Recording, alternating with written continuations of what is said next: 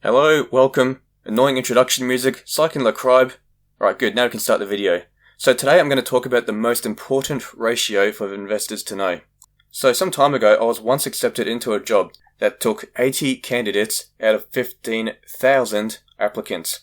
This equates to roughly half of 1% of the applicants getting the role, or 1 in 200 people. When entering the psychometric testing, I looked around the room and counted 50 people.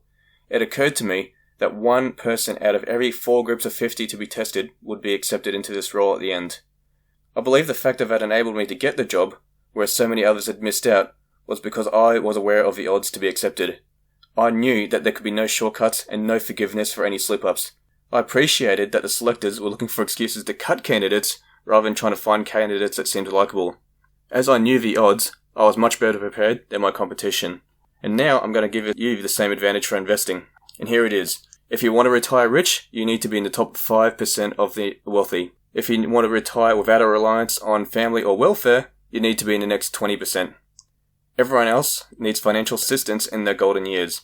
This is according to a study from the University of Melbourne and Watson Towers, where only 53% of couples and 22% of singles have enough for retirement without a reliance on government or family. Another study from the Australian Government Department of Social Services in 2007 stated that 77% of Australia's retired population are dependent on income support.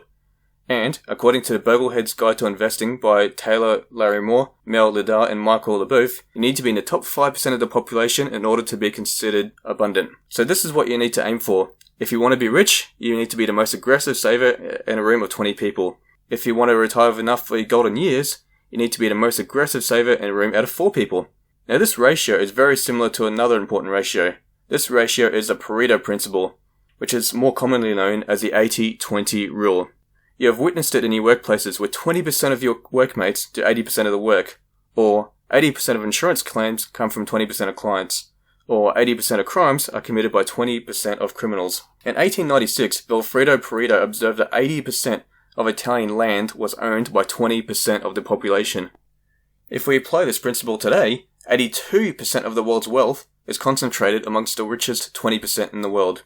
And inside of this top 20% of wealth, you'll find the 80-20 rule all over again, where 20% of those people will have 80% of that wealth. Or to paraphrase that, 4% of the population will own 64% of the wealth in the world. Anyway, although this ratio is extremely unfair, it is a balance that has existed for all of human history. Empires have attempted to flatten this wealth distribution curve through violent revolutions in France, Zimbabwe, and China.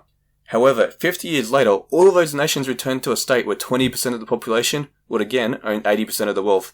Every attempt to flatten out this ratio has resulted in everyone having less, including the poorer 80%. This dilemma is a topic that can be argued about by all the news anchors on all the networks as they scream at each other. But to this date, no one has figured out how to successfully make wealth distribution more fair. So how does this affect you? It affects you that you need to be the most aggressive investor saver out of every 5 people that you know to be comfortable. Or if you want to be rich, you need to be the most aggressive saver investor in a room out of 20.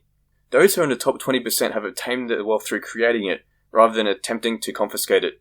Generally speaking, those who try to obtain other people's wealth through dishonest means do not succeed either. So, work hard, be honest, and save aggressively. Thanks for watching, and don't forget to psych and lacribe and all that other stuff that everyone says at all the end of the YouTube videos. Thanks, bye.